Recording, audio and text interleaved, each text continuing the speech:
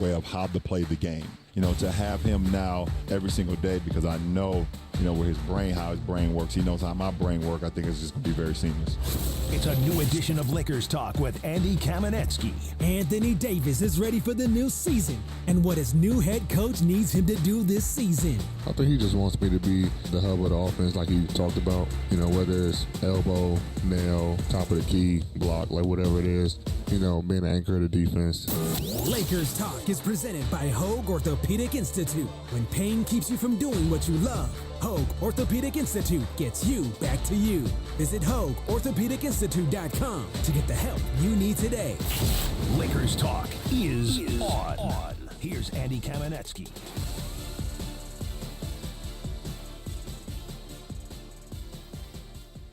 What is up? Here we go. Lakers Talk. Andy Kamenetzky, 7 to 9.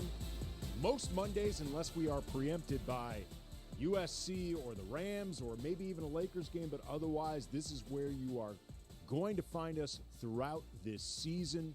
Really, really excited as we continue to get closer, and lot to go over tonight, because for those unaware, and I doubt anybody listening to this show is, the Lakers had their media day today, so all of the players, looking at Scott Cappy, that gorgeous face, he's staring at me right now through the glass. It's hard to concentrate when a hunky man like that. I lose myself for a second. Lakers Media Day opened today, and all the players met with the media today over at 710. You want to check out the YouTube page. There was some exclusive interviews with Mason and Ireland, but everybody was in front of the assembled media today.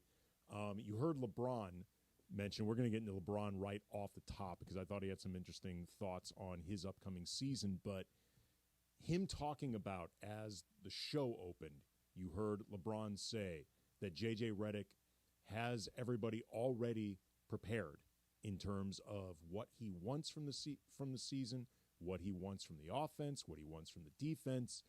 The details from J.J. Redick is something that almost to a man, every player talked about just how detail-oriented J.J. Redick has been, how meticulous he and the staff have been in terms of trying to get everybody on the same page. And look, there is a brand new system that this team's going to be running on both sides of the ball, but they do have the benefit of continuity other than Taurean Prince leaving and Dalton Knecht coming in, I think, as a rotation player. I imagine he's penciled in unless it's just demonstrated that he cannot yet hang at the NBA level defensively. Offensively, I think he's going to be able to score, but maybe defensively is the issue. Other than that, it is basically the same team, and at some point they will have all hands on deck. There were some health updates we'll get into over the course of the next 2 hours.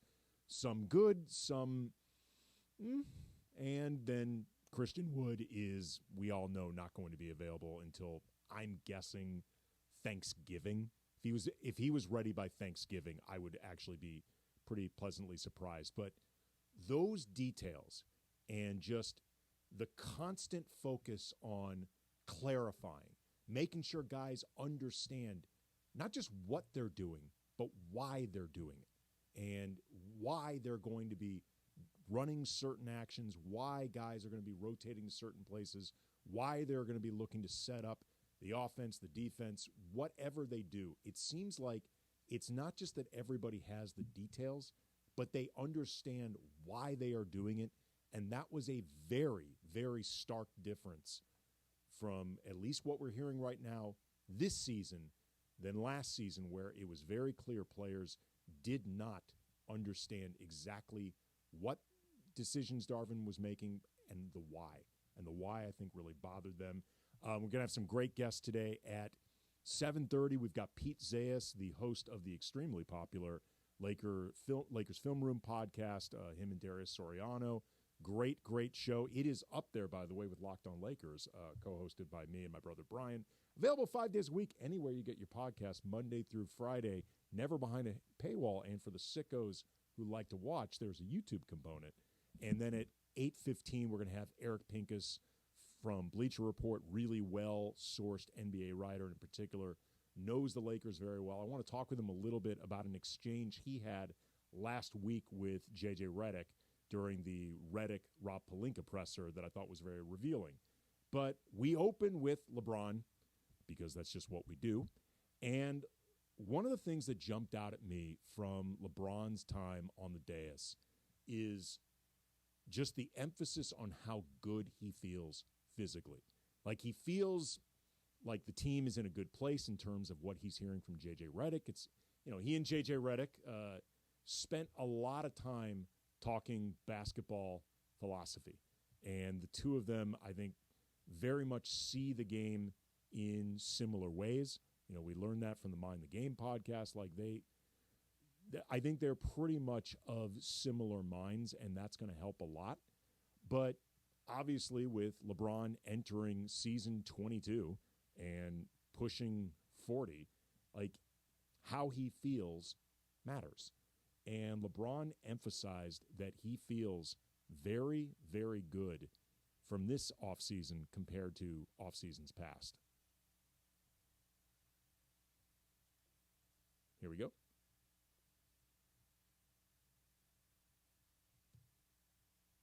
I'm definitely not as beat up as I was last time. I feel damn good. I had a great summer. Body, was responded very well overseas along with Team USA. So took care of that, and I kept that going. After even when we stopped playing, I kept it going. So I feel really good physically. Mentally, I feel really good, really sharp, very fresh. Looking forward to getting to work tomorrow. Have not thought about what the future holds. Kind of just living in the moment, especially with Bronny being here too. I don't want to take this moment for granted. I've always kind of never gave myself an opportunity to kind of just take in the moments. But this is a moment that I'm made enjoy a little bit more than just like my actual self. But I do feel good going into the season. Going into training camp tomorrow, I feel good. I feel more advanced, like I said, with an Olympic year. And first of all, it's just great to hear LeBron talking about not just that he feels great after the Olympic run, because that is something that obviously people are concerned with, him and Anthony Davis, the idea of, okay, they did not get the full season to recuperate. They played serious basketball for Team USA.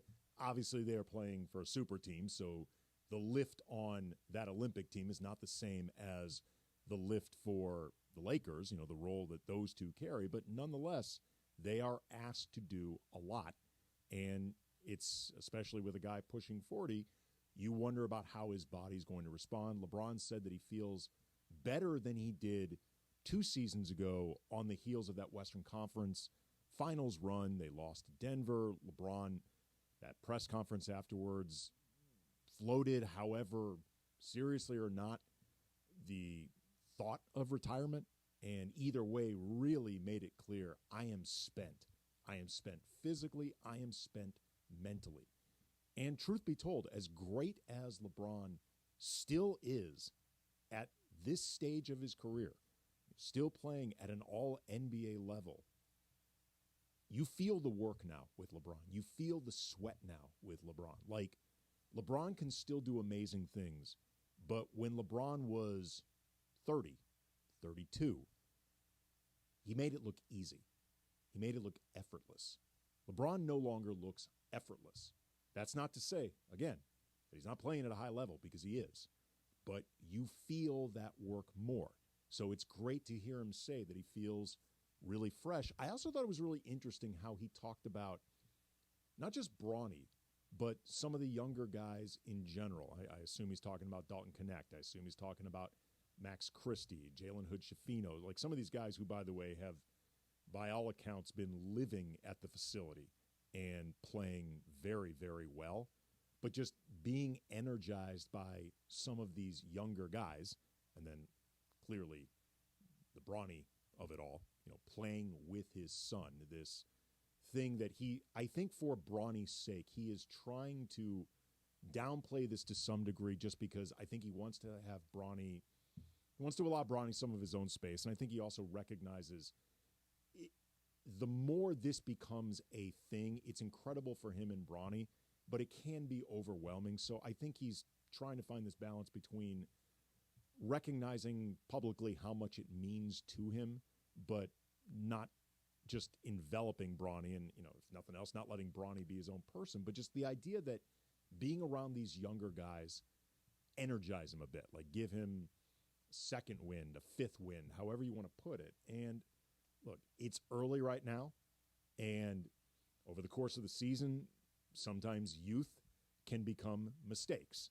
And for a guy like LeBron that is one of the smartest players to ever play this game and somebody with a finite amount of years left to compete at the highest level, those mistakes after a while can become aggravating and could be something that wears on him after a while. But for the time being, he really cited on a couple occasions that youth factor around him and it being an energizing thing. And I think for somebody like LeBron, who is just, like we said, accumulating those years under his belt, but also, too, he's so been there, done that.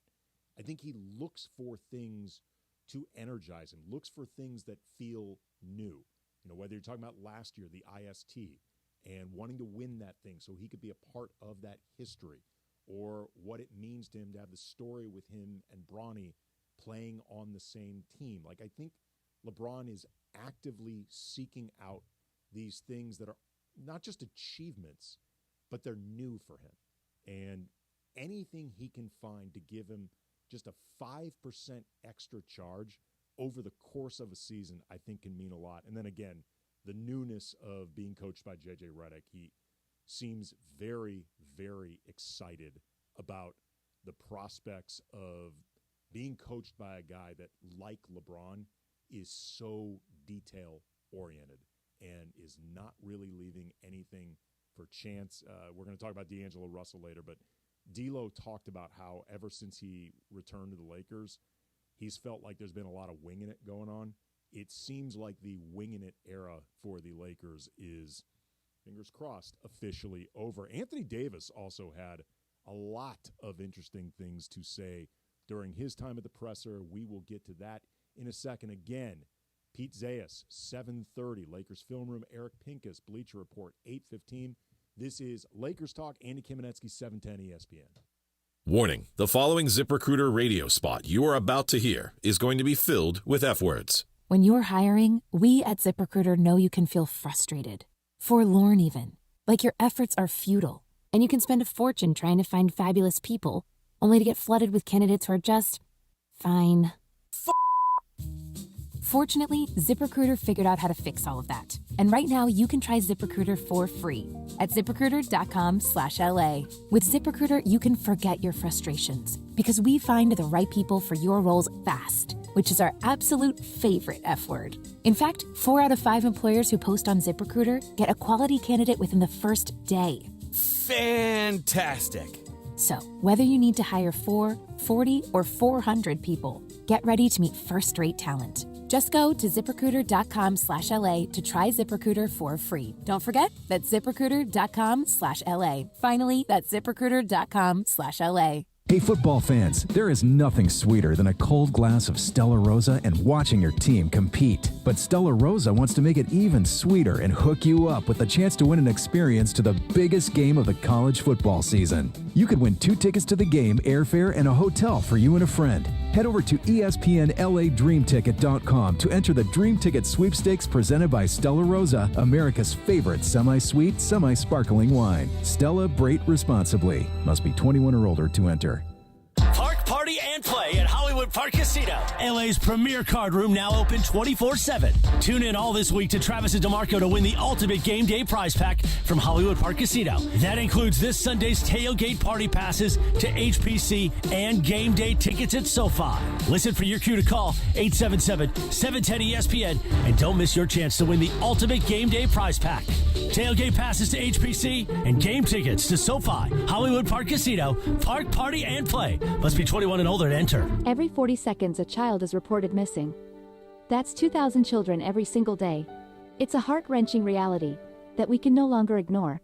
Find the Children is a nonprofit organization dedicated to helping find missing kids. You can be a part of their mission by donating your unwanted vehicle, running or not. Call 1-800-294-0222. We guarantee that you will receive the maximum tax deduction. We provide fast, free pickup with 24-hour response. Call 1-800-294-0222. Find the Children provides crucial resources to help find missing children and educational materials to teach kids how to recognize and avoid predators. Our recovery programs have a proven track record of reuniting kids with their families. It's time to act. Donate your unwanted or unused car. Help us build a world where every child is safe. Pick up the phone and call 1-800-294-0222. Together, we can bring these kids home safely. This advertisement was paid for in partnership with Cars R Us and Find the Children. All the latest surrounding the Lake Show, right here on Lakers Talk with Andy Kamenetzky. Lakers big man Jackson Hayes likes the continuity coming into the new season. For us, that means a lot of us already have chemistry. Like, we all get along really well. We have good off the court chemistry as well. So like, it's really nice to have all that as a team coming in, not having to make new relationships with everybody. Lakers Talk is presented by Hoag Orthopedic Institute. When pain keeps you from doing what you love, Hoag Orthopedic Institute gets you back to you. Visit HoagOrthopedicInstitute.com to get the help you need today. Now back to Lakers Talk with Andy Kamenetzky.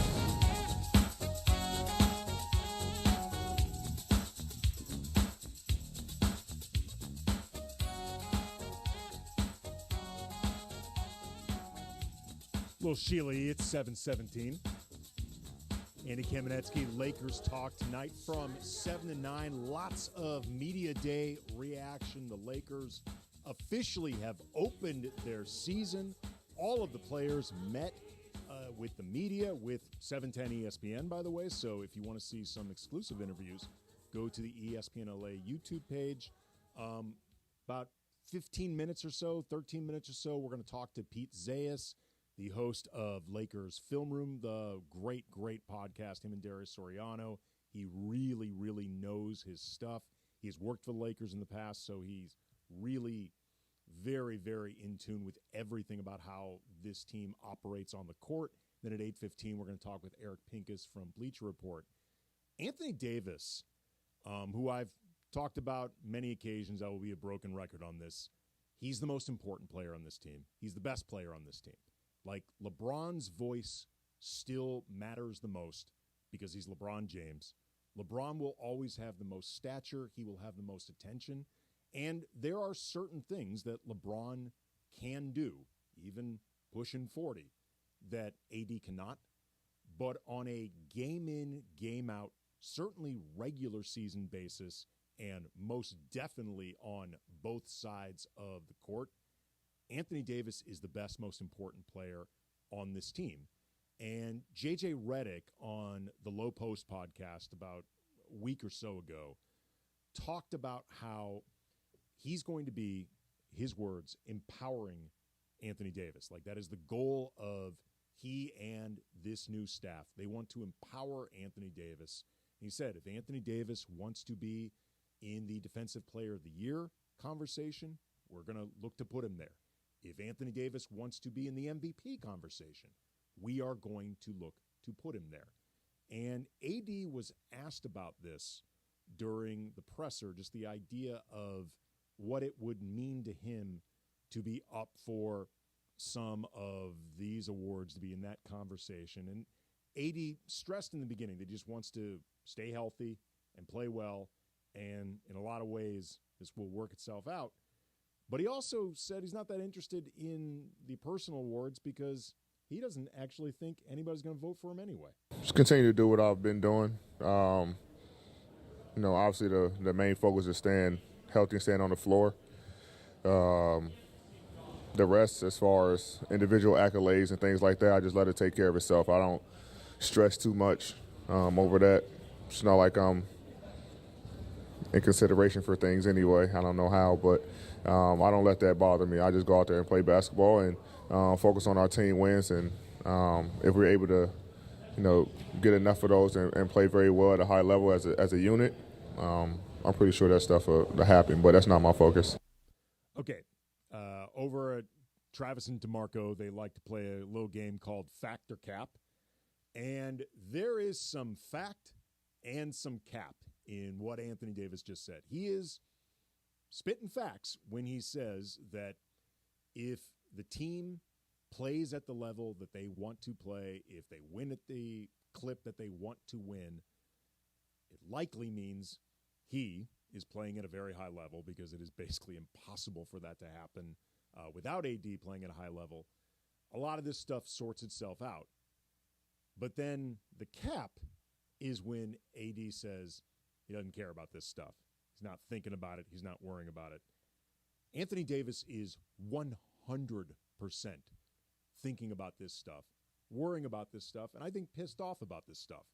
And the reason I know this is twofold. First of all, I think Anthony Davis should get more recognition, if nothing else, for Defensive Player of the Year than he has in the past, certainly last season. And he would be well within his rights to feel like he is not getting enough formal recognition along those lines.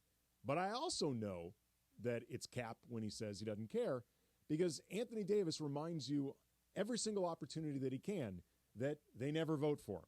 And he doesn't understand why, but he's not getting any recognition. I am not in the voters' minds when this stuff comes up. They don't think about me.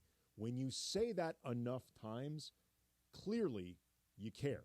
I mean, there was a great response from AD when he was asked what part of his defensive repertoire game, however you want to put it, doesn't get enough credit, doesn't get enough recognition. And his response, quote, all of it. And me hearing all this from Anthony Davis, my response, good. Actually, great. I love this. I love the idea of pissed off Anthony Davis. I love the idea of double middle fingers Anthony Davis, because I think at best it brings out another level best in him. At worst, it's just Anthony Davis being Anthony Davis. But it's not going to bring out a selfish version of Anthony Davis, because I don't think he's got that in him. I don't think Anthony Davis is really wired to be selfish, for better and occasionally, some would argue, for worse. There are people who would like to see Anthony Davis with a little more Kobe in him than Pau, so to speak. Like, Pau did not have, Pau had an ego, because all these guys have egos. Like, it's always funny whenever people talk about alphas versus betas at this level in sports. The truth is they're all alphas. Like, some of them may be betas relative to each other, but you don't get to this stage, and certainly you don't stay in the NBA playing at Anthony Davis's level without being an alpha in your own right. But it's all relative.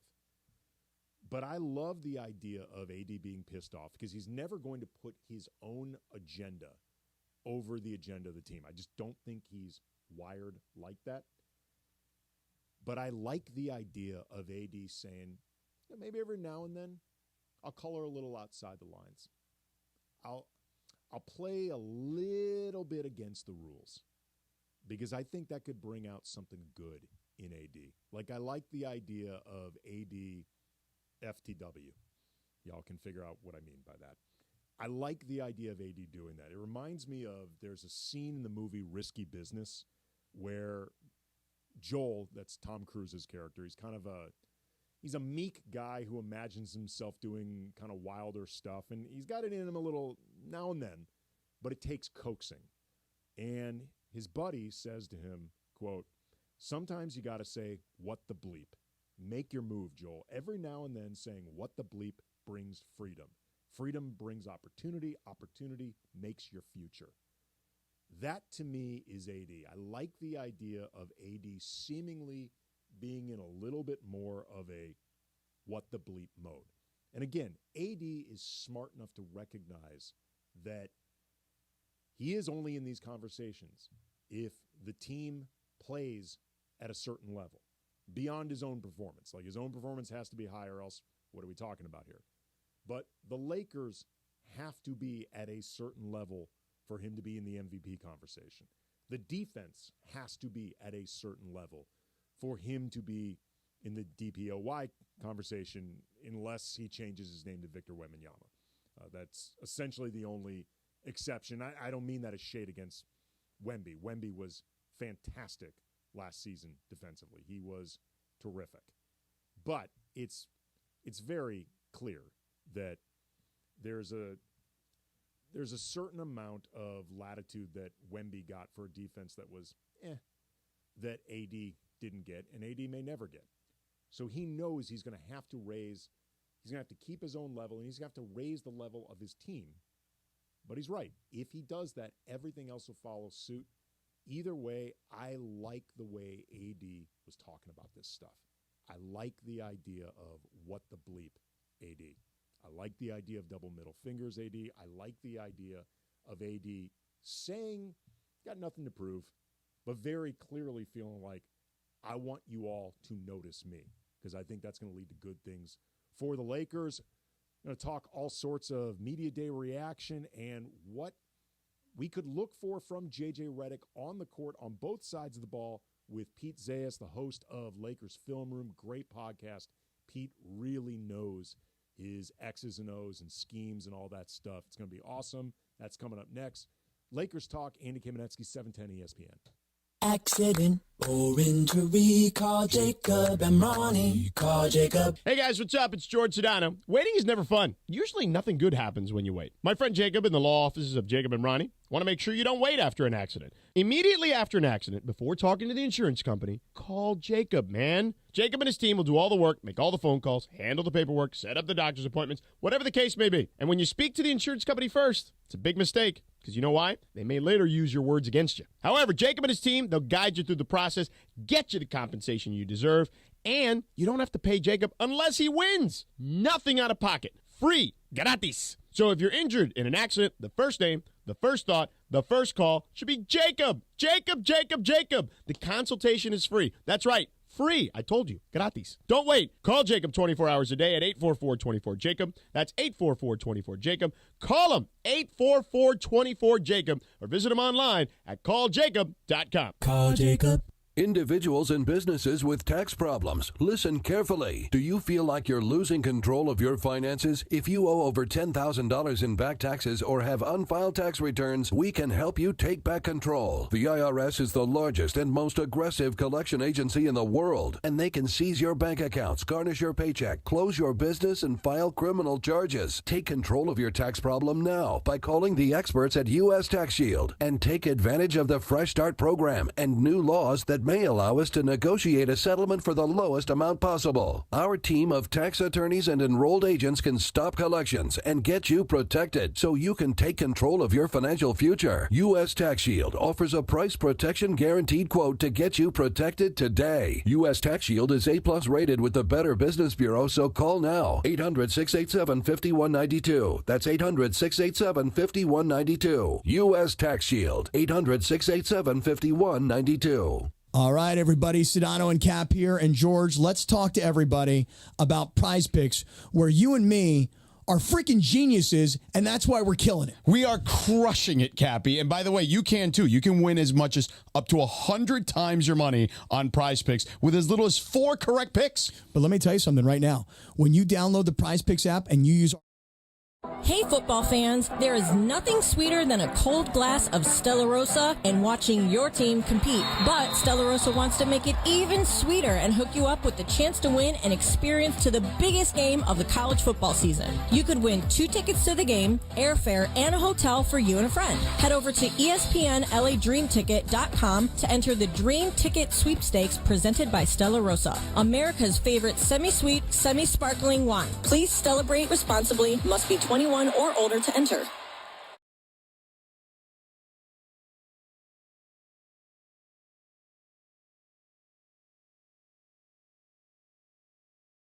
On 710 ESPN. Rui Hachimura is excited to play for J.J. Redick and shoot more threes. that's the first thing I talked to him. We talk about before. Like one thing that he mentioned was the shooting more threes. He said like he trusts me with the 3 points, and he thinks that I can shoot more threes. So I think that's gonna be the really big key for me. It's the home of the Lake Show and the home of Lakers talk. Lakers Talk is presented by Hoag Orthopedic Institute. When pain keeps you from doing what you love, Hoag Orthopedic Institute gets you back to you. Visit HoagOrthopedicInstitute.com to get the help you need today. Back to Andy Kamenetzky. Just take those old records off the shelf. Because sometimes you got to say what the bleep. And that is the attitude I'm feeling from Anthony Davis. And I like it. A reminder, too, 877-710-ESPN. If you want to weigh in on anything that you heard from Media Day or anything that you were about to hear from our first guest, Pete Zayas, the co-host of Lakers Film Room. You can follow him on Twitter at Laker Film Room. And look, there are a lot of Laker podcasts out there that I think are really good quality, but that I'm often listening to be honest, for research purposes, just to make sure there's nothing I'm missing on or whatever. They're, again, good quality. But Lakers Film Room is the one, honestly, that I listen to the most because I just purely enjoy it. It is my favorite Lakers podcast that is not my own. So, Pete, how are you, man? It's so honored hearing you say that, Andy. I've been listening to you and Brian on ESPN for 20, 25 years. You kept me sane while I was a courier and a driver with good Lakers talk, man. So it's an honor to be on the show. Thanks, man. I appreciate that, too. So, all right, Lakers Media Day. The season is now underway. I'm sure you watched everything. What are a couple things that jumped out at you when you were watching all the players cycle through? So starting with LeBron, I had thought of him playing for Team USA, as the oldest player on the team, sort of as a negative. As something, well, he's going to have to load manage a little bit at the beginning of the season. But LeBron flipped that on his head. He was like, no, I'm more advanced. I'm more ready to go than ever because I took that Olympic experience and I sort of catapulted forward off of that. So I'm way ahead of where I normally am. And it kind of flipped my perspective on that. Now, obviously, we'll see the long-term implications of that and if they have to manage that. But if LeBron is able to hit the ground running a little bit earlier than normal, I think that could have good implications because I think the start of the season is really important for the team and they can hit the ground, running. And so LeBron's going to be right at the front and center of that. A lot of talk about structure today, a lot of talk about shooting more threes. LeBron, AD, Rui, Max Christie talked about it as well. And so, yeah, a few things. I love the summer that they had. There seems to be a great energy and sort of we were all in the gym getting our work in. Obviously, that's the nature of these sorts of things, Andy, but I thought it was a good day. Well, look, when you've been to enough of these, watched to enough of these, you can tell what feels sincere and what feels like guys saying the things off the cue cards they're supposed to be saying, and everyone's just working off a script. I agree with you. Similar to how I thought J.J. Redick and Rob Pelinka's press conference felt last week. It's a lot of sincerity. Like what comes from all of this, we shall see. It's easy to talk the game, but in terms of whether or not guys believe what they're actually saying, it felt to me like there's a lot of genuine optimism, and that's a first step. Mm-hmm. So, okay. Absolutely, and that is a great place to build off of. I thought D'Lo was fascinating. You had a great question to him. Thank you. So there are a lot of guys that have been a part of these trade talks, right? And then I wonder how easy is it to invest in an upcoming season if you feel like you're going to get moved halfway through. And so I thought D'Lo kind of had some interesting perspective on that. But even him, I thought he had a great perspective on coming into the season and what he needed to do better. Yeah, and we're going to get into this more in the second hour, but what Pete's referencing is D'Lo talking more about accountability on his own part, whether you're talking about just professionalism, but also on the defensive end. And just he phrased it as an apology, which I thought was really interesting. Again, we're going to get in more into that, talking with Pete Zayas, the co-host of Lakers Film Room podcast. Follow him on Twitter at Laker Film Room. Okay, for those listening that aren't aware, you've actually worked a few years for the Lakers. You cut up film, you created video for the team, and that means you spent a lot of hours staring at this team last season. where were the areas where it felt like blank is being left on the table? We could do more of blank, but we're not utilizing it. Just with like the players they had, because they're essentially this year's players again. Yeah, the organization structure that I think is really, think of Austin and D'Lo specifically as sort of the catalysts for this. If you listen to my pod, I talked a lot about how the Lakers ran a 5-out style of basketball, which they switched more to last year, but in sort of an unconventional sense in that they were one of the league leaders in pick and rolls. Those are usually not happening at the same time. It's harder to find the gaps necessary to drive into in 5-out rather than 4-out style spacing. And so with D'Lo and Austin, they have a certain level of pick and roll ability that's very high. But if that's what you're relied upon in the first place, I think it has a lower ceiling than if they can beat guys with their mind and with their skill. And so sort of more triple threat, a player's going to hold the ball, or AD is the hub, for example. Austin and D'Lo running split cuts, off the ring, things like that. When they did that last year, they were fantastic at it. They just didn't do it enough. And so between that and just lineup continuity, Andy, we know who the starting lineup is going to be, which has been an adventure in several of the last recent seasons. So just kind of building on what they left off on. I know continuity is sort of a word that makes Laker fans cringe because they talked so much about it last year, but I feel like this year we actually have it. They don't have 6 new players like they did last year. They know their starting lineup. They know what they want to do. And so that sort of like building on what we did before with a little more structure is a lot of what I think the meat on the bone that was left behind from last year. Well, I mean, also, too, continuity only matters if you plan to utilize it. And last year... Yeah, you got to continue, right? Right. Last season, at times for reasons that I think were understandable, like on individual bases, and then at times for reasons that felt inexplicable or still can't figure it out, the continuity that we were promised, the buzzword, they never really leaned into it. It does feel much more like, again, beginning from the starting lineup, J.J. Redick wants to lean more into that. Do you have any thoughts or ideas of what he might be looking to do defensively? Because everyone seems to more or less envision what he wants when they're looking to score. As you said, I worked for the Lakers, and I was working for them as they were doing the hiring process. And so there's a ton of audio to listen to from Redick's podcast. And one of the big impressions I had was I know a lot more about this guy on the offensive end than I do on defense. There have only been a few nuggets. Jackson Hayes, in his interview today, said that his job was to basically be the AD of the second unit, which I don't necessarily agree with because I don't think he has quite the same skill set. But there is an emphasis on film and technique and all that. There certainly can be improvements. Rui talked about it being more of a team defense, and I think that as we talk about structure on the offensive end, increased structure on defense is going to be probably even more important because they have the talent. Like, guarded by a 6'4" guy, doesn't matter as much what play we run here. Let's get the guy that has the mismatch the ball. Whereas on defense, it's sort of operating from a different perspective where I think it was Kobe Price asked Austin about guarding the other team's best player. And Austin answered like, hey, I approached the offseason from a perspective of I've got to get in great shape because that's what I'm going to have to do. Well, if it's Austin guarding the other team's best player, very different equation than if it's somebody like Vando, right? And so in that sort of circumstance, a lot to me is pointing toward more containment style defense. Keep teams in front of you, and you can do more when AD is on the floor. But I really want to know, is Redick a zone coach? Does he want to run zones? This is sort of a typical solution on lower levels for this type of problem, but there are only a couple teams in the NBA that really like to do that.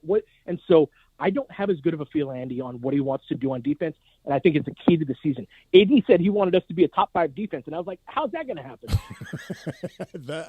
I had a similar reaction myself when I heard him say that, talking with Pete Zayas, Lakers Film Room Lakers Film Room podcast co-host. Follow him on Twitter at Laker Film Room. You just mentioned AD, and you talked a second ago about the way the Lakers are going to run, like him being a hub. Do you picture him being able to do that? I mean, like he talked before about doing some of that when he was with New Orleans, but it's been a while since Anthony Davis has – I mean, for a guy that scores 25 points a game and is involved a lot, it's been a while since it's felt like anything resembling offense run through Anthony Davis? Yeah, I'm curious. I view it similar to, you know how, now he has much more scoring ability, but you know how Golden State runs a lot of action through Draymond? And so the scoring action is not necessarily designed for Draymond, but he will have the ball and sort of, it is a place for the offense to start that other players can move off the ball off of. And I really want to emphasize that that's what I think the main change is going to be, is way more off-ball movement. And so the theory behind that is that if AD has the ball and his first reads are his teammates, is this guy open, is that guy open? And if they're not, almost invariably, that means that he has the one-on-one matchup. So I think in some ways, how well he's going to be able to shoot is going to determine how far teams sag off of him in those circumstances. But the idea is to occupy defenders off the ball to where he can really go one-on-one, which I get playing him as a hub, but he's not the passer of a Jokic. He's not the shooter of a lot of other fives. And these will be complications in sort of the implementation of that hub style type of offense. Like, he is going to need to be at least a 3 Even without that, they should be able to clear enough space for him to go one-on-one. Okay, AD shooting and, you know, the three-point thing with AD, like J.J. Redick is following in a proud lineage of recent Laker coaches who is shooting a requisite amount of threes, and we never actually see it.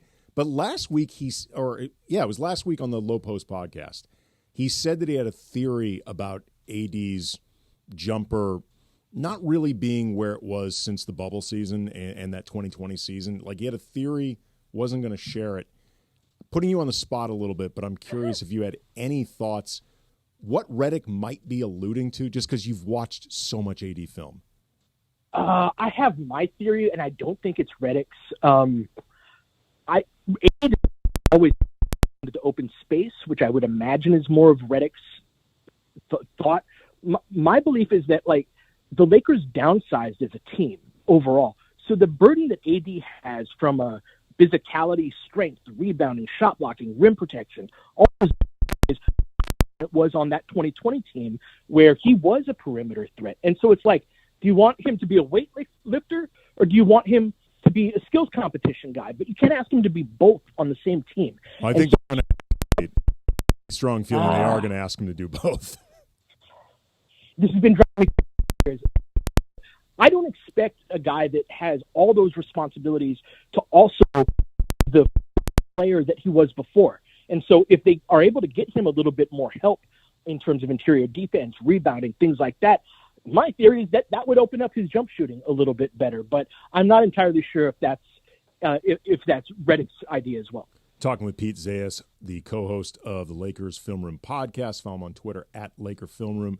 You've coached before, like not at the pro level, but you've nonetheless experienced what it is to get a team on the same page or the struggles when it doesn't happen. From your perspective, what is the key for J.J. Redick to get buy-in as a coach with less experience than you? I think there has to be certain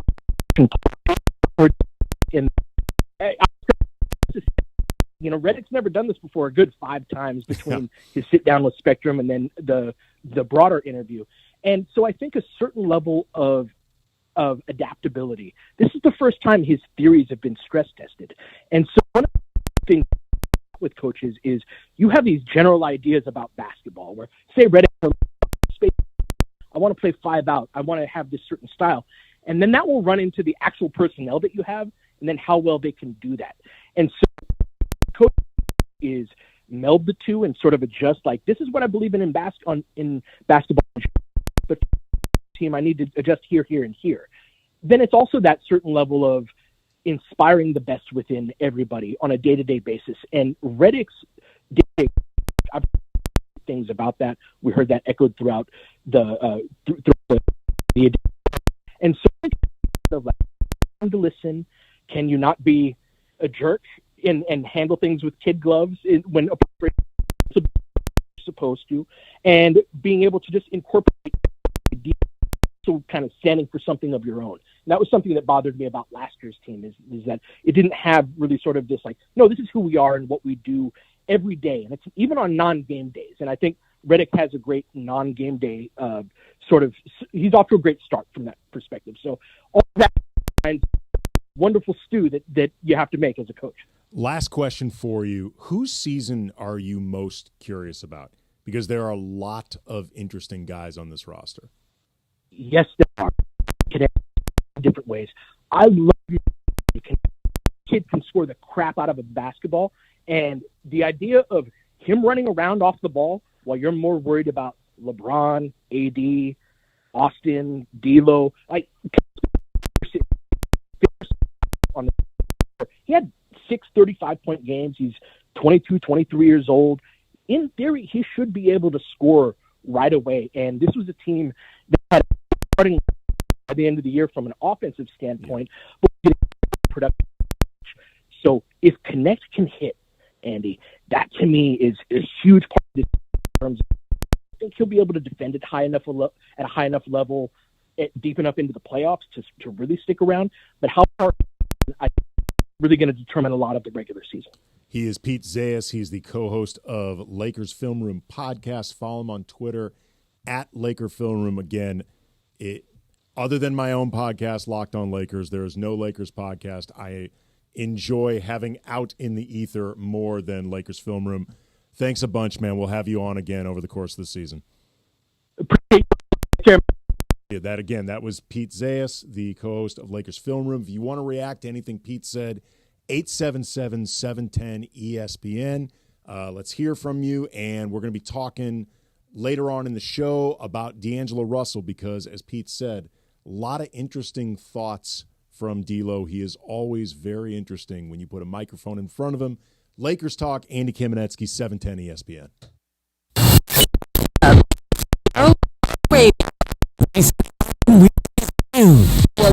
Now,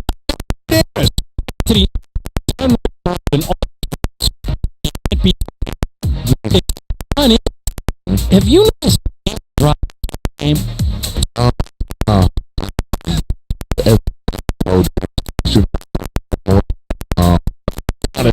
Yeah, man. 40%.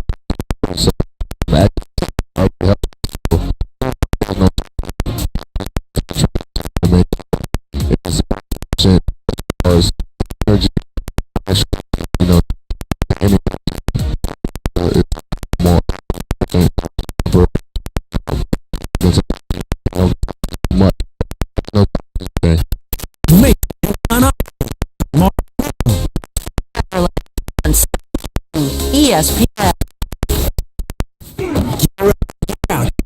Pachanga. Top Spectacular Valley to watch all the Monday night action. And you feel the Spain fighters. Find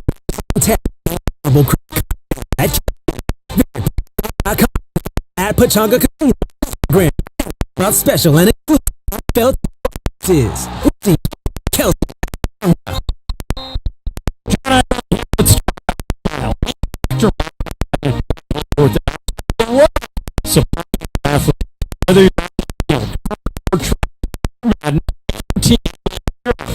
Best security file and help come out. He'll come. Call 877. Let's your treatment. 7 3 you haven't yet. James experience is it's crazy. You know, the Charles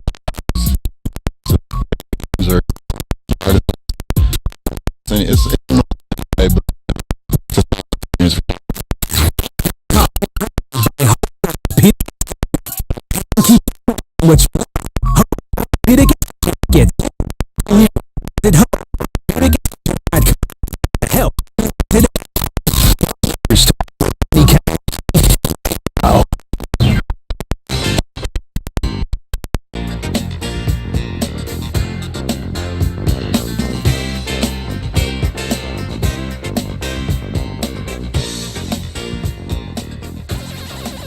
There you go. That's the part. That's when the keyboard turns into the machine gun. That is the title of this Commodores song. Andy Kamenetzky, Lakers Talk, 710 ESPN. Thanks again to Pete Zayas, co-host of Lakers Film Room Podcast. A lot of good stuff. If you want to react, 877-710 ESPN, or hit me up on Twitter at CamBrothers. In about, I'd say maybe around 8, I want to get into the stuff that D'Angelo Russell said, because as always, D'Lo said fascinating things at the mic. He is very unfiltered, sometimes too much for his own good. Got a little bit of Andrew Bynum in him, who I also covered and also found delightful in front of a mic, even when he often got himself in hot water or got the team really aggravated with him. He was always an interesting listen. But in the meantime, as Anthony Davis and a lot of other guys on the team talked about, health is going to be a big deal for this team. And we got some good and iffy updates in terms of the health of this team. We'll start with the good. Gabe Vincent and Jalen Hood-Schifino are both good to go. JHS has been practicing a lot in the offseason, and according to multiple reports I've seen, heard, a little bit of whispering around, like, he's looking really good.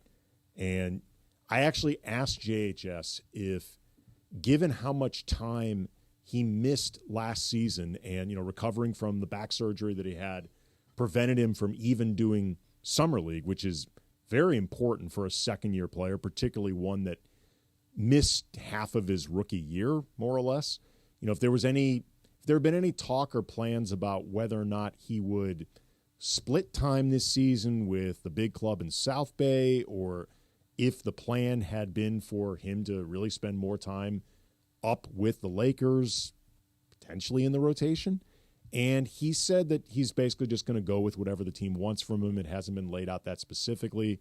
But it's really important that JHS is able to play minutes this season. If you want the Lakers to potentially make a trade involving D'Angelo Russell and or Gabe Vincent, I don't know how viable that is unless you're trading them for another guard. If you're trading them for another ball-handling guard, fine. You're essentially swapping out, hopefully upgrading for a guy that fits better with what they're looking to do. But if, say, you're looking to trade D'Lo or Gabe Vincent for the 3-and-D wing that everybody across the league craves and everybody agrees the Lakers could use another player like that, if you move out one of those guards, it's really that much more viable if JHS can get on the floor. And then in the meantime, Gabe Vincent said he feels really good. Christian Wood said that he's on track right now for what he referred to as his second rehab. He had another knee surgery during the offseason. He had been recovering from the one he had last year that cost him basically the second half of the year. And he said that this was a whole new injury in terms of having to have the second surgery, which was 2 or 3 weeks ago, give or take. I couldn't quite tell if Christian Wood meant that he's suffered a setback or re-injured the knee in the same way, or if this was like a setback that was something new. Whatever the case, though, it is worth noting, because I saw a lot of Laker fans very angry about this, or I should say the possibility of this. This does not sound like a situation where Christian Wood knew that surgery, like a second surgery, was potentially a thing, and he put it off. Like, this was something, the second surgery was in direct reaction to the setback. So just so people understand this with Christian Wood, this is not him pulling a Shaq, got hurt on company time, I'm going to heal up on company time. Like, he wasn't trying to put off surgery the way a lot of players do, because surgery is always the last resort. This was in direct reaction to something new. Jared Vanderbilt, though, unfortunately, this is what he said when asked about his potential readiness for the season opener after off-season surgery on each of his feet. Sure. The team and the staff has put together a great plan for me. And like I said, we've been making good progress, and the plan has been going great. So just, sticking to the plan and trusting the plan and seeing where that takes me. That to me did not sound like somebody particularly optimistic that he would be there for the season opener. And look, maybe this is Vando under promising and over delivering, hopefully to himself even, because last year was very frustrating for him. You know, he started the season hurt, got back out there, initially was clearly not himself physically, missed more time, then came back, looked terrific, but got hurt again. So there could be a part of Jared Vanderbilt that, I don't want to make this sound too dramatic, but feels like emotionally burned from this experience and just doesn't want to even allow himself to feel like he may be further along than he is, or, you know, even just put it out in the universe and jinx himself. But to me, Vando did not sound like somebody expecting to be back. To be totally honest, of all the guys projected to be in the rotation who were on the dais, Vando's energy to me felt the most down, like of everyone. And, you know, that could be me just doing really crappy body language expert stuff. You know, I don't know Jared well, but when I've either been around him or seen him talk, whatever, I have found him to be more upbeat, and especially for somebody that I know really wants to get very, back very on the mellow court. today. Very, very mellow. You noticed that too? Yes, very, very mellow. Yeah, Funchy agrees with me. Like, it was something, especially compared to everyone else who, I mean, to a man, and this is a great sign for this team, they were excited. Like, everybody on this team everyone was chipper today. Yeah. Vando, I don't think, was in a bad mood, but he did not seem as chipper, which, at the risk of reading too much into this, which I'm going to do. That's what you do. That's what I do. It sounded to me like he did not expect to be ready for the season opener. Fingers crossed, maybe I'm wrong about this, maybe he's wrong about it, but obviously Vando not being there is a big deal. D'Angelo Russell, though, was in a very, very positive mood with a lot of really interesting things to say. We're going to get into that next. Eric Pincus will be joining us at 8:15 from Bleacher Report. Lakers Talk, Andy Kamenetzky, 710 ESPN. Hey football fans, there is nothing sweeter than a cold glass of Stella Rosa and watching your team compete. But Stella Rosa wants to make it even sweeter and hook you up with the chance to win an experience to the biggest game of the college football season. You could win 2 tickets to the game, airfare, and a hotel for you and a friend. Head over to ESPNLADreamTicket.com to enter the Dream Ticket Sweepstakes presented by Stella Rosa, America's favorite semi-sweet, semi-sparkling wine. Please celebrate responsibly. Must be 21 or older to enter.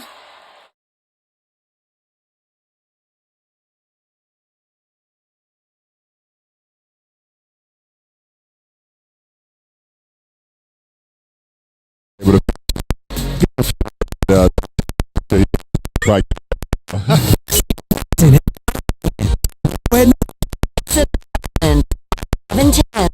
Yes. Are you a environment? Well, the find today. 96 eco-friendly manner or given a new life through reuse. Donating your vehicle is easy. Simply call 1-800-983-6530 and Heritage for the Blind will do the rest. They'll even arrange for your vehicle to be picked up at no cost to you. And for a limited time, when you donate your car, you'll receive a $200 restaurant voucher and a 2-night, 3-day hotel stay at one of 50 locations. Call 1-800-983-6530 right now to schedule your vehicle donation and make a positive impact on the environment while helping others. Heritage for the Blind, where every car donation counts and every person makes a difference. Call 1-800-983-6530 now. This advertisement is paid for by Heritage for the Blind. 710 ESPN, your home for the 17-time world champion Lakers. KSPN Los Angeles, a Good Karma Brands radio station. 710 ESPN, the radio home of the purple and gold, and the home of Lakers talk. King LeBron James is looking forward to playing under head coach J.J. Redick. We've been coached the right way of how to play the game. You know, to have him now every single day, because I know, with his brain, how his brain works. He knows how my brain works. I think it's just going to be very seamless. It's a new edition of Lakers Talk with Andy Kamenetzky. Anthony Davis is ready for the new season and what his new head coach needs him to do this season. I think he just wants me to be the hub of the offense like he talked about. Whether it's elbow, nail, top of the key, block, like whatever it is, being an anchor of the defense. Lakers Talk is presented by Hoag Orthopedic Institute. When pain keeps you from doing what you love, Hoag Orthopedic Institute gets you back to you.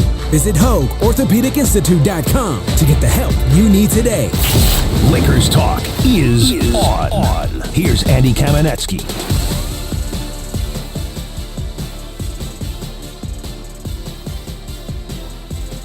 Lakers Talk goes for another hour, 877-710-ESPN. If you want to weigh in on anything we're talking about, reaction from Lakers Media Day. The season, kids, has officially started. It has felt like a long-ass offseason, which is always the way it feels for Laker fans when they don't have a deep playoff run, if not championship to go with it.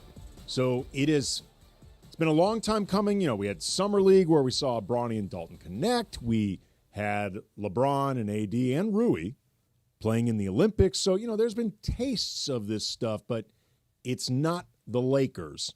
It's not the real thing. The real thing officially began today. We're going to talk with Eric Pincus from Bleacher Report. He was at Media Day today, get his reaction to what he heard. I also want to talk with him a little bit about an exchange that he had last week with J.J. Redick about the need for more size on this roster that I thought was really interesting. But D'Angelo Russell, as always, is really, really compelling, sometimes in ways that people find really interesting, sometimes in ways that, frankly, piss off Laker fans. But either way, it's a microcosm of D'Lo his entire career. He's been very, very polarizing. He even talked about that during this press conference, alluded to it in saying that J.J. Redick had talked about last week that he's actually spoken with D'Lo during the offseason more than anybody else on this roster, which is interesting because D'Lo was the guy that J.J. Redick talked about himself in interviews, maybe the least of anybody. Certainly among core rotation players, D'Lo was the guy that we heard about least unprompted from J.J. Redick, but it turned out they've been talking a lot. D'Lo mentioned how he's feeling, for lack of a better way of putting it, more wanted and appreciated heading into this season than he has in the past. Talked about how that hasn't always been the case for him in terms of getting that feeling, and alluded to knowing he is somebody that certainly in NBA circles around the league, execs, front offices, coaches, but also people who cover the league and fans, he is very polarizing, and the reactions toward him can run a very, very wide gamut of people who think he's a really valuable player and people who don't think he's anything more than just empty calories and not a great locker room guy. And either way, there is the issue of D'Lo defensively and the liability that he has been through most of, if not all, his career, and what that means for him to be on the floor. And D'Lo, I thought, had a really interesting thing to say in terms of just how he's holding himself this season. Well, first of all, I've never had a coach say anything like that, so I really appreciate those words.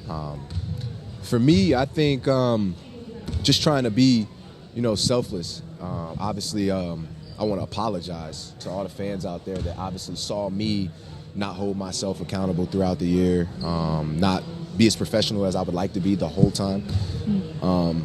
And if I've become a distraction in any way, I want to apologize for that for the past. But in the future, just looking forward to being here, winning here, being a part of this new everything. It just feels new around here, and super excited for it. And D'Lo had talked before about holding himself more accountable, specifically on the defensive end. Like he has said, I can be dangerous offensively, which is 100% true. When D'Lo gets on a heater from behind the arc, like, I'm not saying that he's at Steph's level because Steph is one of one. in terms of the overall shooting ability, how much he scares the bejesus out of defenses. And, Steph is a one-man machine when it comes to just bending defenses and shifting what everyone does. But when D'Lo gets on one of those heaters from behind the arc, it honestly feels Steph-esque at times. Like when he really starts heating up. Reminder, last year he set the Lakers' single-season three-point makes record. Like he was incredibly prolific last year from behind the arc. Shot, I believe, 41% on 7 or 8. He beat Van Exel, right? Yeah, he took down Nick Van Exel. Another guy, by the way, you want to talk about mercurial left-handed point guards who could be very exciting and also could piss off everyone around them a lot. Like it is kind of fitting that one record, the torch would be passed from Nick Van Exel to D'Angelo Russell. All D'Angelo Russell has to do is shave the eyebrow. I don't mean this. I don't mean this as a shot at D'Lo. I think D'Lo's a little too vain to do that. D'Lo likes him some fashion. That's what I was going to say. It's fashionable. Oh yeah, he likes himself some appearance, and it's fine. Whatever. I mean, he wears it all well, but I don't picture him doing that. But he talked about, in particular, holding himself more defensively accountable. And I asked him, because I remember last year, D'Lo, I want to say during media day, openly acknowledged, like, look, compared to most of my peers around the league, I'm not super athletic. I don't have physical gifts that a lot of these other guys have. And I have to work in different ways to offset that, because there are certain things. It's not a matter of me trying to will my way towards it. I cannot do it because I don't have that athleticism. I don't have that speed. I don't have that physical gift. And it's not something that can be invented. And that often hurts me defensively. So I asked D'Lo, like, with that acknowledged, how do you distinguish between the things that you simply cannot do versus the ways you can legitimately hold yourself more accountable defensively? And here's what he had to say.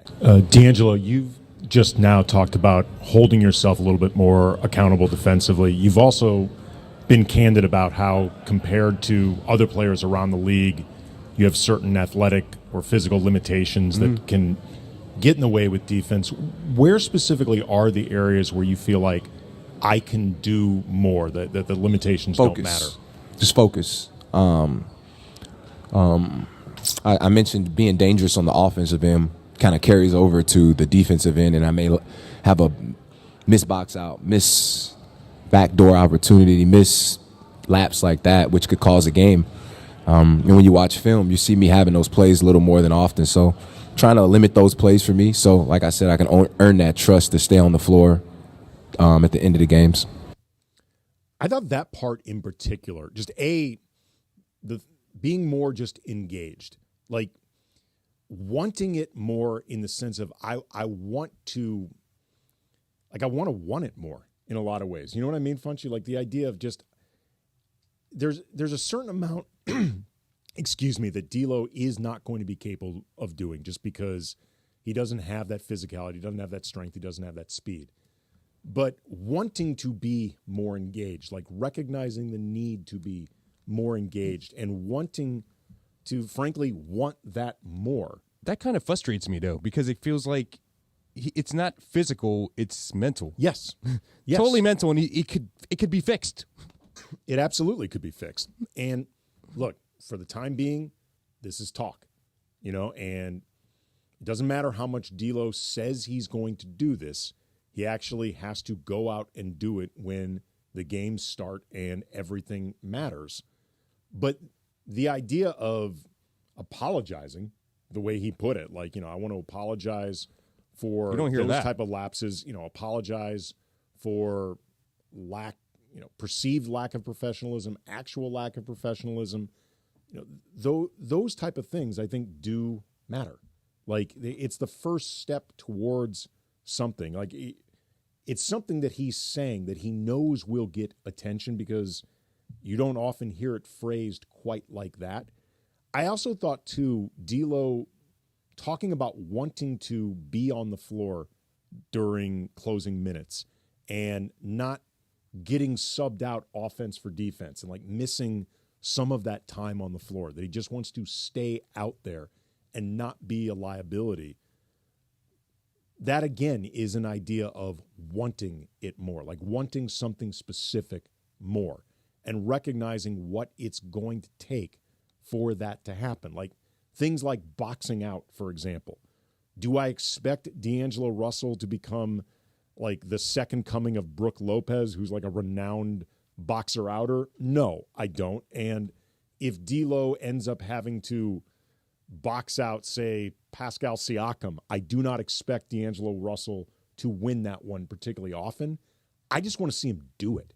I just want to see the guy more engaged with those type of, people call them little things, but they're actually big things. And also, too, these are the type of things that will endear him to his coach.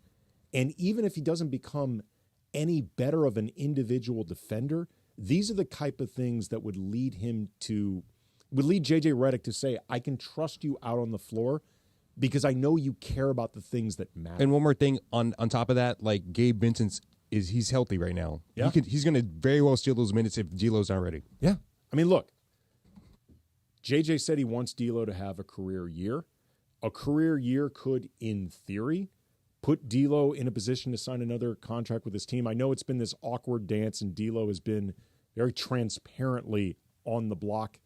You know, for the last 3 years. I promise he is still getting shopped by this team. I mean, just because if they want to make an upgrade, he's one of the main contracts, if not the first guy they would put out there, even if they like D'Lo. But the way this new CBA works and some of the restrictions, like, the truth is the Lakers may find themselves without a better option than D'Angelo Russell. And we might do another version of this again, but either way, that only happens if D'Lo's showing them the right things. So, again, we got to see it when the games actually happen, but this is a good first step towards it. I'm going to talk with Eric Pincus coming up next from Bleacher Report. Great NBA writer, really, really knows the Lakers well. We'll talk with him a little bit about the Lakers roster and what he thinks is lacking, what he thinks the front office thinks is lacking, even if they won't admit it out loud. Lakers Talk, 710 ESPN. Hey football fans, there is nothing sweeter than a cold glass of Stella Rosa and watching your team compete. But Stella Rosa wants to make it even sweeter and hook you up with the chance to win an experience to the biggest game of the college football season. You could win 2 tickets to the game, airfare, and a hotel for you and a friend. Head over to ESPNLADreamTicket.com to enter the Dream Ticket Sweepstakes presented by Stella Rosa, America's favorite semi-sweet, semi-sparkling wine. Please celebrate responsibly. Must be 21 or older to enter.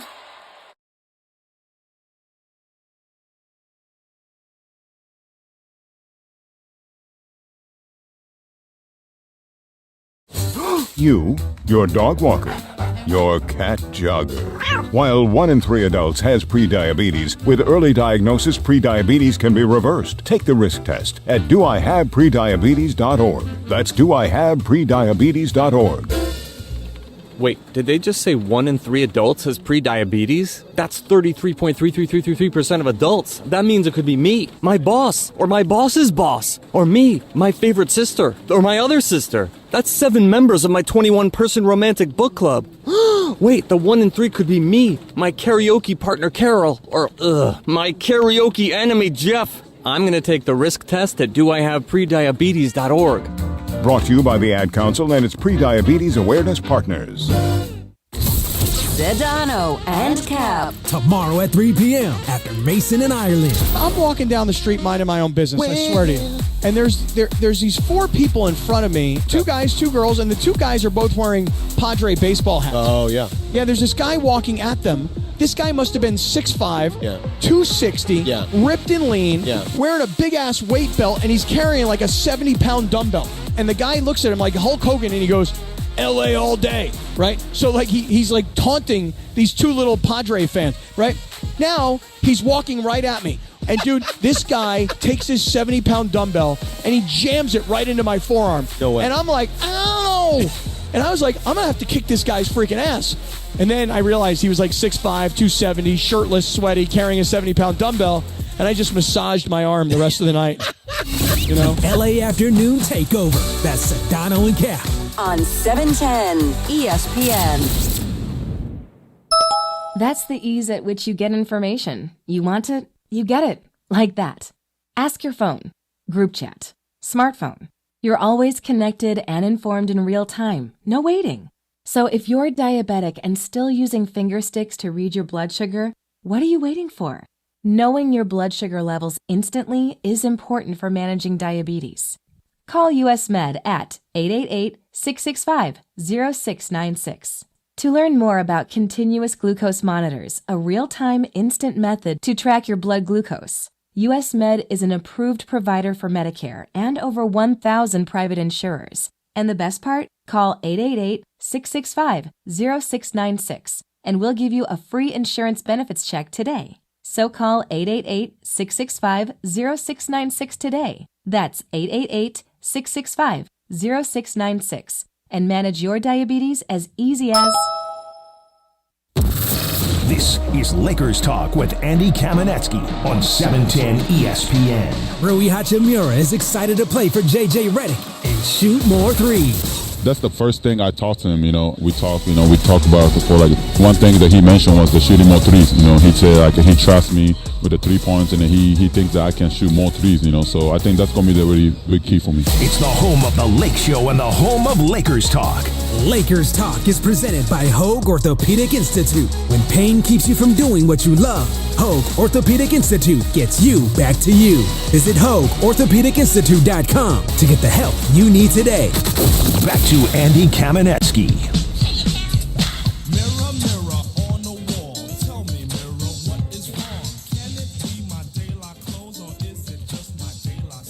Lakers Talk, Andy Kamenetzky, 710 ESPN, going another 45 minutes till 9 o'clock. Again, 877-710 ESPN if you want to weigh in. And we are joined right now by national NBA writer from Bleacher Report and also the general manager of Sports Business Classroom. For anybody out there who's ever been interested in learning more about how the NBA CBA works, how front offices work, how you could potentially get involved with that sort of stuff, you can learn a lot from Sports Business Classroom and also from one of the general manager, one of the instructors, Eric Pincus. How are you, man? Doing well. Thanks for having me on. Absolutely, man. You were with me at Lakers Media Day today. A lot was said by a lot of players put out in front of us. Give me a couple things that jumped out at you. Well, let's see. So I would say that if you're obviously, Laker fans are probably the fan base here.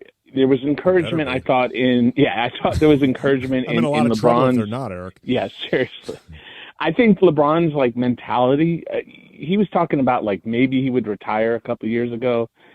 He seems really rejuvenated. I think playing for Team USA, he and AD are in better shape. If you've been around long enough, you remember Lamar Odom played for Team USA, had the best season of his career with the Lakers. After that, there's something about not needing LeBron to have to gear up, but also I think the mentality of playing with his kid, which is a pretty special thing, I think it really has rejuvenated him.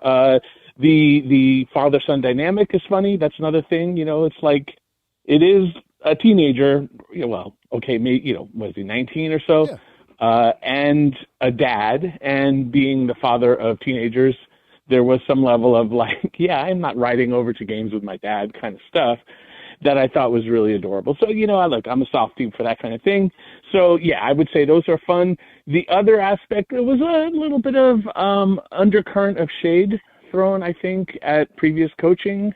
You picked up on that? I don't know if you did. I assume you did. You didn't think when D'Angelo Russell talked about the amount of winging it that's been happening since he returned, he didn't mean that in the most positive sense possible? Yeah, it was there. It was there in a lot. It was Max Christie. It was Austin Reeves. I think maybe I picked up a little of it on Rui. And look, Darvin, whether he's a good coach or not, great guy, incredible assistant coach.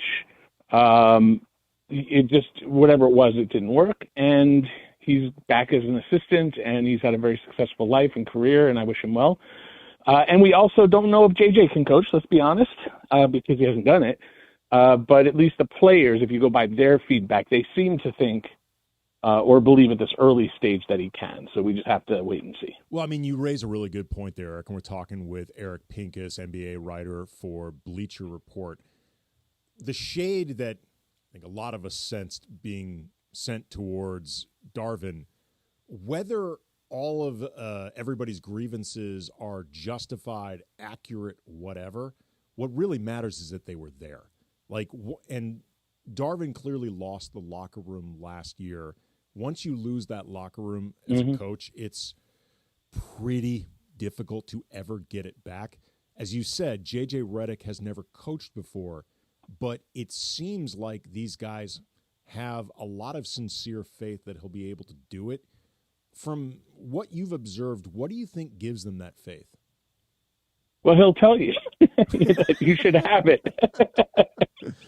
True.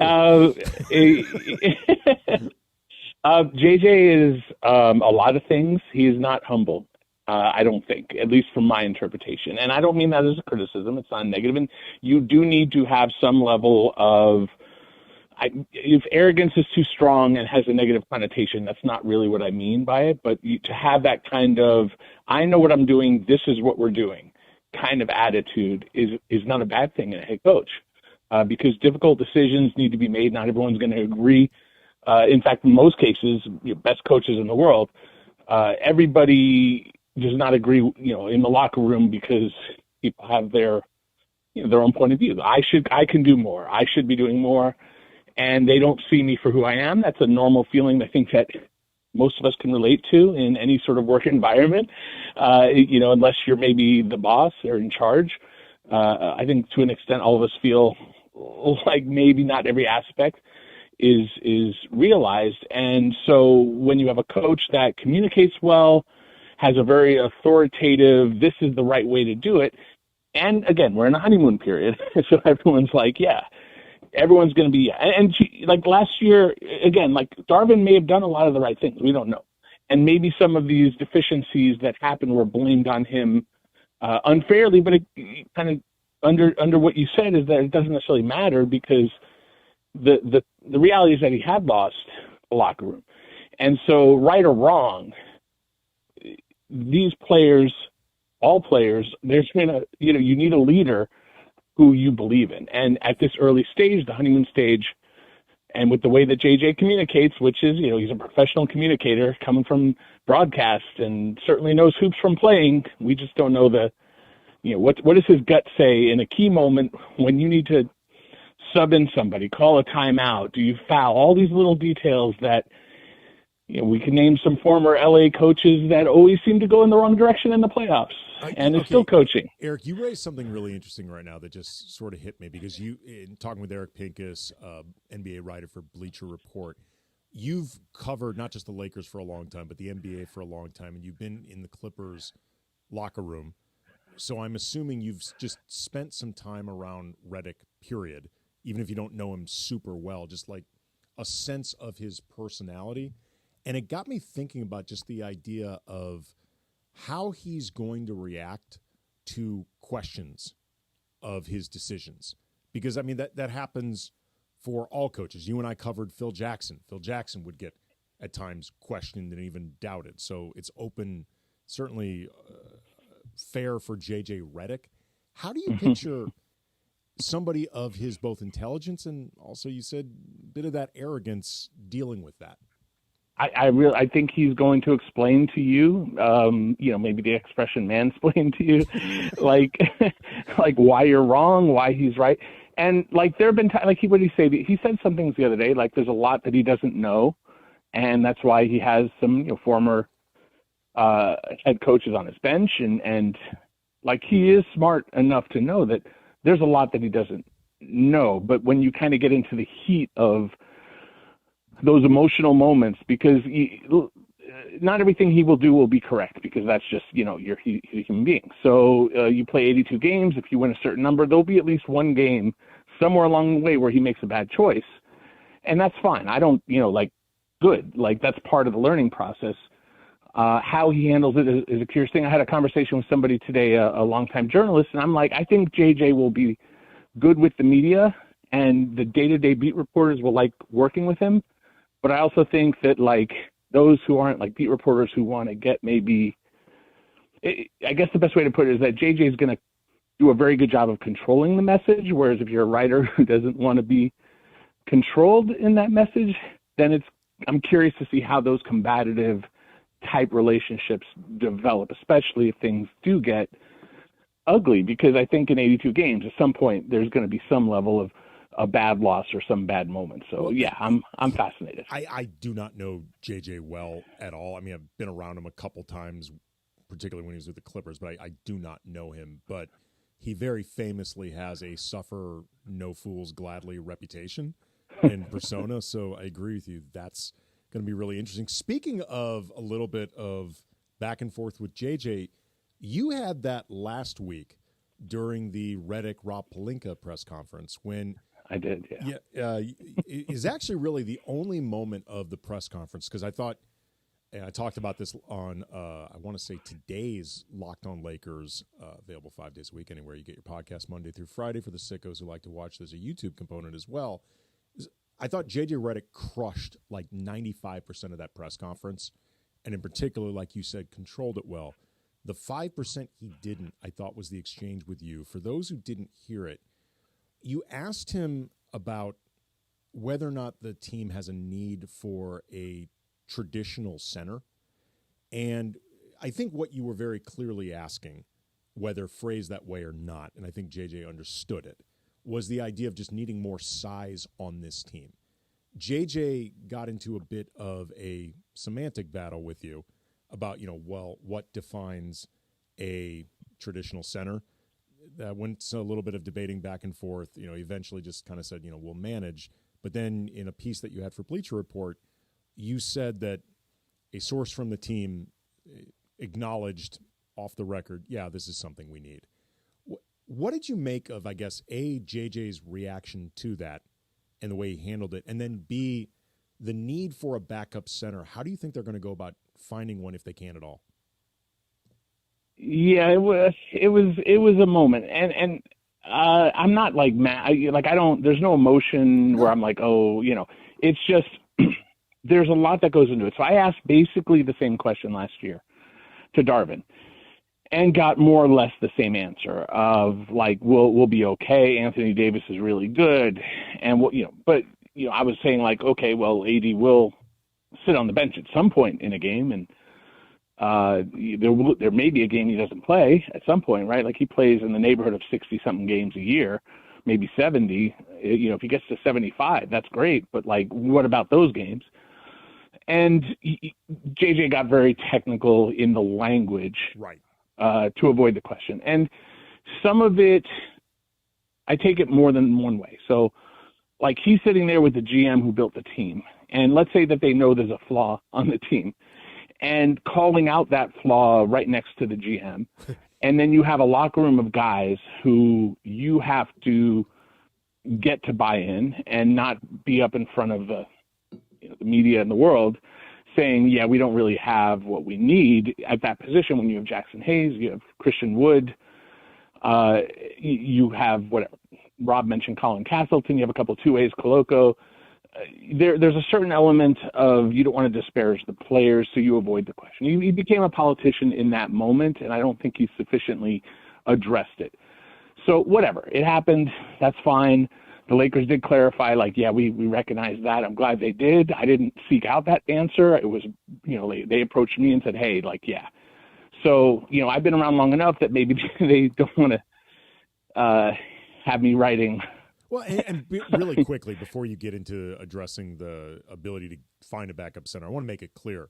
This was not combative between you and JJ at all on either side. No, I didn't think so. It was frankly, a semantics tap dance by JJ, but it was not. I just want to make sure people understand this was not hostile away from Redick or you. No, I don't.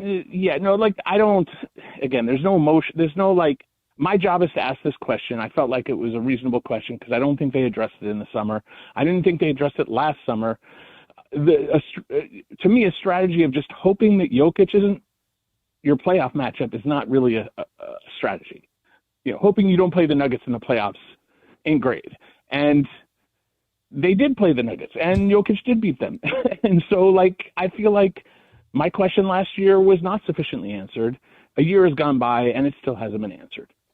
And that's my job, is to ask those kind of questions. And it's his job in that moment, if he feels like he doesn't have an answer that will politically suffice, is to get, technical and dance around it and politic your way out of answering it, which he did. And so it is what it is. And then, whatever, it's been clarified. As far as how to solve the problem, there's, you can find a minimum player. The Lakers are technically right at that second apron. They can go over if they choose. My understanding is they won't go over. So then it's trading one body, somebody under contract, to any team that has a roster spot or is just anyone who's willing to take them. If you trade a minimum player, you don't have to match any salaries. So you could basically trade Christian Wood, Cam Reddish, a couple other guys that might suit that, and that's that. And you trade somebody for nothing, and then you just sign Bismack Biyombo. Now, Biyombo's not big enough. He doesn't really fit what I'm talking about, but at least he's physical and strong. Not the guy I would say go get, but it's an example. Another is look at Day'Ron Sharp with the Nets. He's extension eligible. Doesn't make a ton of money. You'd have to look at the math carefully.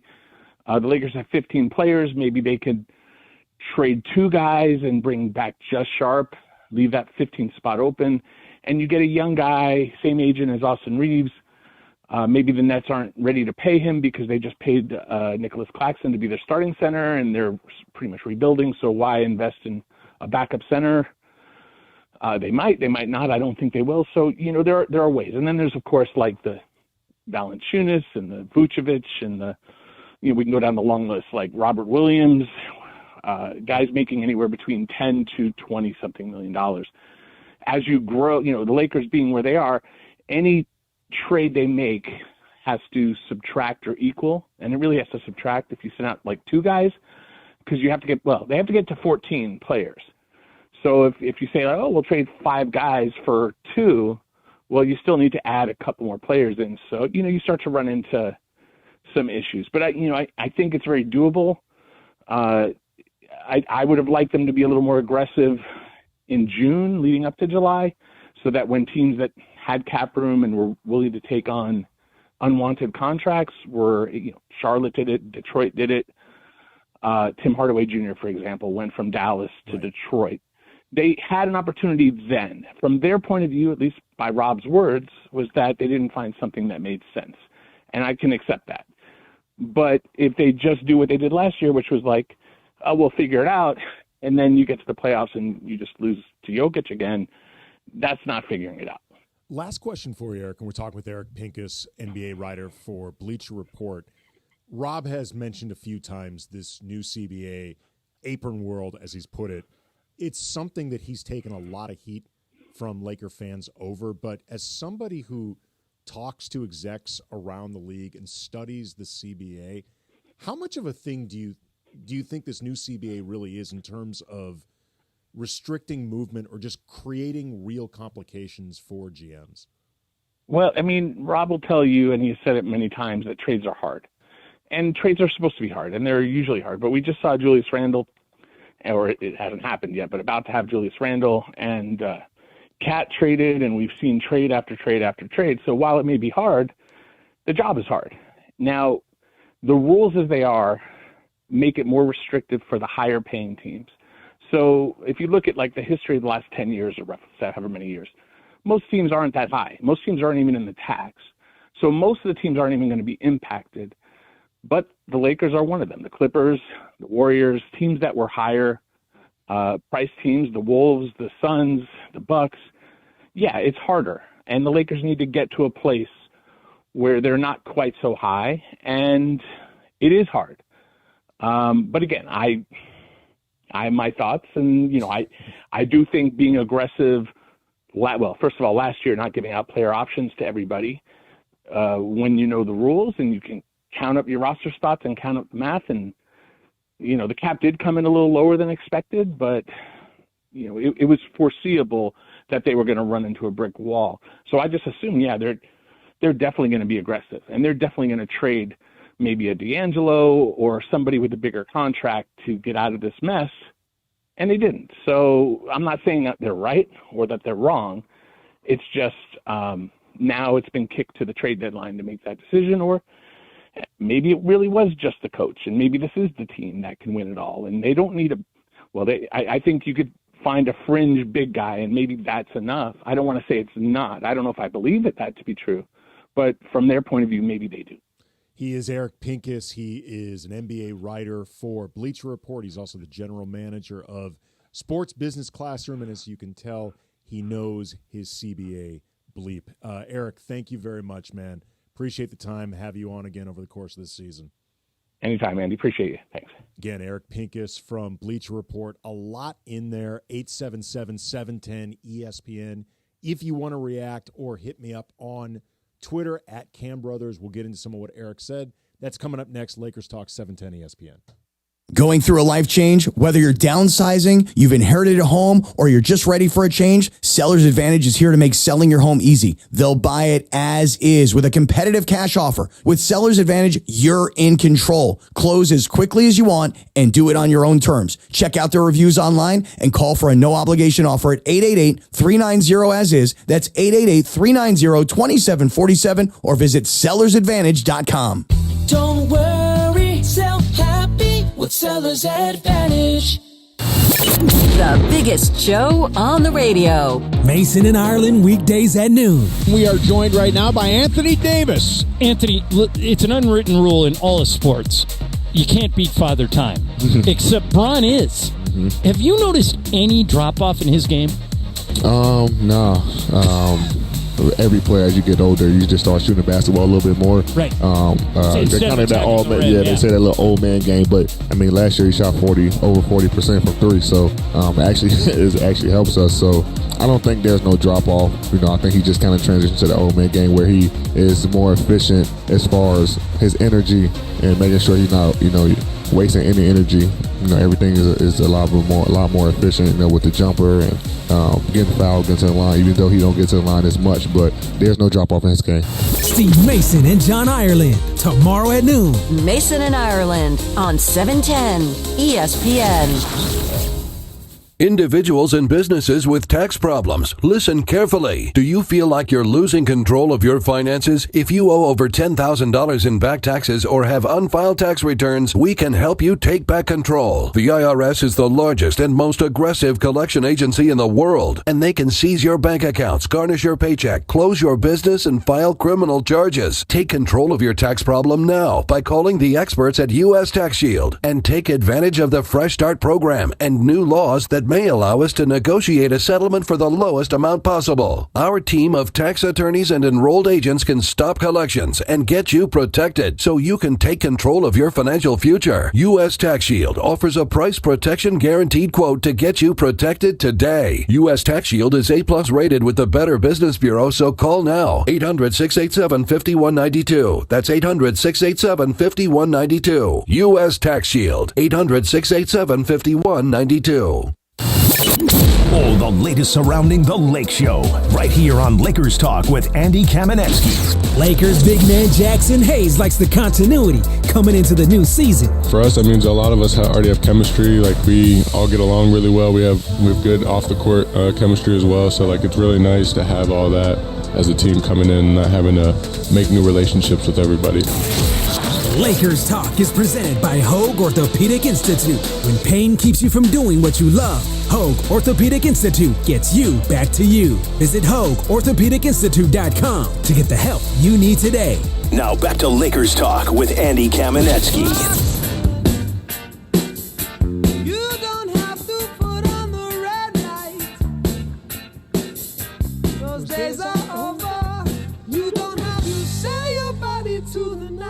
Got you singing, man? Cannot hit that note. Cannot hit the sting notes. Very few people can. Andy Kamenetzky, Lakers Talk. Thanks again to Eric Pincus from Bleacher Report. Really Really good stuff, both about the state of the team right now, but also the state of the CBA and how much it is or is not affecting the Lakers, depending on what they want to do with it. Eric mentioned a couple times that he would have liked to have seen Rob Pelinka get a little more aggressive when it comes to finding that size to back up Anthony Davis. What I do think is interesting about this, and I don't even necessarily mean this to be devil's advocate for Rob Pelinka, because like Eric said, the job is hard. It's also why you're handsomely compensated for it. Figure it out. But what I do think makes this a legitimately tough question for Rob Pelinka and for everyone else he's consulting with, and for that matter, J.J. Redick, because J.J. Redick has talked about this being a partnership and something that these type of moves get made in consultation with him. But when you're talking about finding a backup big for this team through trade, as Eric said would likely be the case, and to be totally honest, there are no street free agents out there that are worth it at all. I think it's a tricky question because you start asking what is worth it in terms of what you give up to fill a role that with Anthony Davis, all NBA center, best player on the team in my opinion. There are only so many minutes this guy is going to play. Like, even if you plan to try to have this guy play alongside Anthony Davis, in addition to just backing him up, you've also got LeBron, you've got Rui, you've got Vando in the front court. Like, there's only so many minutes to go around for that player. So the idea of how much is too much to give up for a player that likely has a cap on their minutes, unless AD is hurt, in which case you're kind of screwed anyway. I think it's an interesting question. Like, to me, the perfect guy would have been Andre Drummond, former Laker. Like, he would have been absolutely perfect because he's happy in that sort of role. He went back to Philly, right? Yeah, it's a role he's playing in Philadelphia. He is reliable to have out there. He is somebody that you could play with Anthony Davis, but he's not somebody that expects more minutes than he would likely get. So that question of worth it and how you even define worth it, I think is really interesting. Take a call. Eugene in L.A., you're on Lakers Talk. What's up, man? Hey, what's up? How you guys doing? Good, man. Just a quick question. I haven't seen Media Day yet. I'm on my way home. Just actually got a ton of coaching basketball practice. But what's the ideal role for Dalton Knecht coming up? I feel like he can take Torian Prince's role, maybe more minutes. For what I've seen, he could definitely shoot more at a consistent level. But, yeah, just what's the idea for him and what's JJ's fit for Dalton Knecht coming up? I appreciate the call. I appreciate the call, Eugene, and good luck with the season of the team that you're coaching.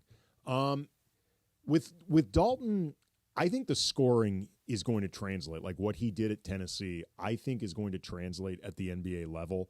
Like, I really liked what we saw from him during Summer League. And that was without, by the way, the outside shot falling all that regularly. I'm not worried about that for now. Like, you look at Dalton Knecht's shot, it looks gorgeous. J.J. Redick, who is an all-time great shooter himself, talked about Dalton Knecht as the upper 1% of shooters like on the planet. I'll take his word for it.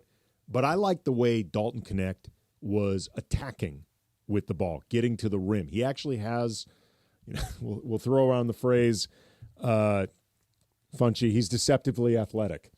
People can figure out on their own what that means. But Billy Hoyle? A Billy Hoyle type, if you will.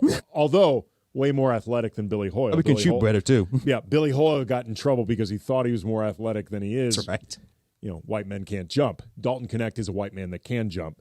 I like the way he can put the ball on the floor. I like the way, actually, we saw in Summer League that he was able to do some playmaking off the bounce. Like, I think he actually rebounds well, too. Like, I thought his rebounding during the Summer League, I think he had at least one game with double-digit rebounds. Like, there was a lot offensively and with rebounding that I was very impressed with Knecht. The question for Dalton is going to be, can he play well enough defensively to stay on the floor? Because even by Summer League standards, his defense was often a problem. Like he was getting picked on defensively in summer league. Granted, he's just figuring all this stuff out. He's playing with teammates that they have no cohesion together at all. Like, and he was playing with guys who, frankly, the majority are not NBA players. So you have to take all of that into account. But, he got beat a lot. Can Knecht find ways to react better, anticipate better? Or can the Lakers put enough around him to make it so he's a defensive neutral, or even just like slightly below neutral, but something where his lack of defense doesn't become truly problematic? If they can put enough around him where he can either guard the team's worst offensive player or just find ways to compensate, I imagine they're looking right now for Knecht to play 12 to 15 minutes a night.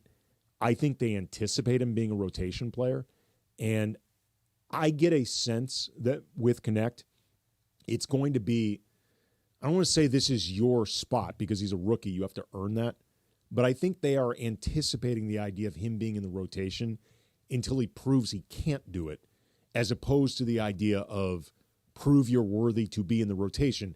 He obviously has to prove it, but I get a sense that they think that he is.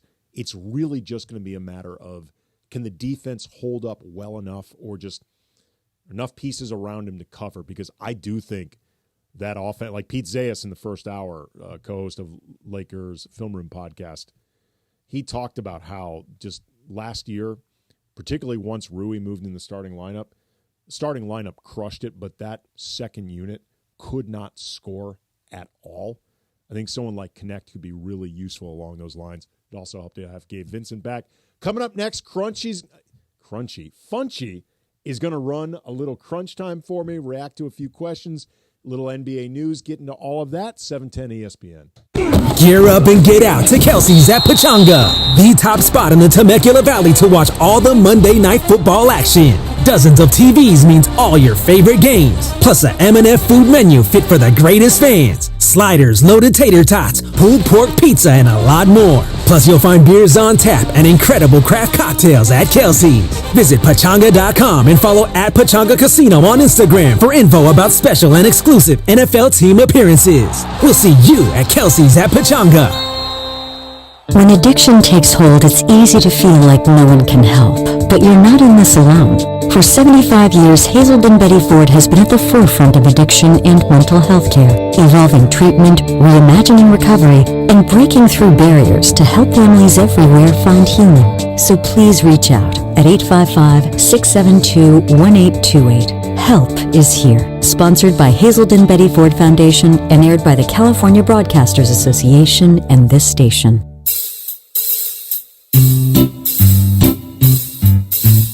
1-877 Cards for Kids. KARS Cards for Kids. 1-877 Cards for Kids. Donate your card today. 1-877 Cars for Kids. KARS Cars for Kids. 1-877 Cars for Kids. Donate your car today. Donate your car today at carsforkids.org. Your car, running or not, can be picked up as soon as the next day. No title, no problem. Call 877-CARS-FOR-KIDS or go online at carsforkids.org to donate today. 1-877 Cars for Kids. KARS Cars for Kids. 1-877 Cars for Kids. Donate your car today. Now accepting donations of land, homes, buildings, or any kind of real estate. Paid for by Cars for Kids. It's crunch time on Lakers Talk. When the clock is ticking and it's all coming down to the wire, you know what that means. This is crunch time.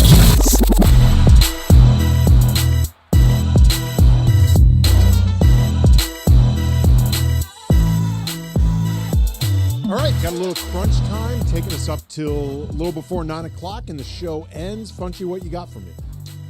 Well, the big news today, Dikembe Mutombo passing away at the age of 55 from brain cancer. Oh. It's such a blow. I mean, yeah. A, that's just such a young age, but B, as far as the man on the court and especially the man off the court. Mm-hmm. Like, he's four-time defensive player of the year. Led the league in rebounding many times. Hall of Famer. One of those guys that you wish won a championship too. Yeah. I mean, the one time he went to the finals was against the Lakers, yes. And I'm sorry, he faced a peak Shaq. I know. It's really unfortunate. This was the 2001 year where they took on AI and the Sixers. 15-1, going 15-1 in playoffs, and everybody. It was the year of the AI step over Mm-hmm. with Ty Lue. Yeah. I mean, I believe.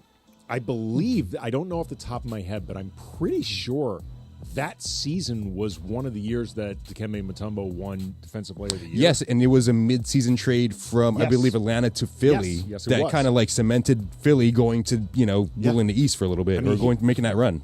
Shaq was just another level of guys trying to stop him, but Dikembe Mutombo. He was probably like the best, at that time, the best defense against Shaq, and Shaq still ate him up. I hate to say it. Other than maybe Tim Duncan. There weren't many. No. There were not many. But then in the meantime, off the court, Dikembe Mutombo, the amount of philanthropy and charity and just concern that he had for people. He from Africa, I believe the Congo. Yes, sir. The Congo. Yes.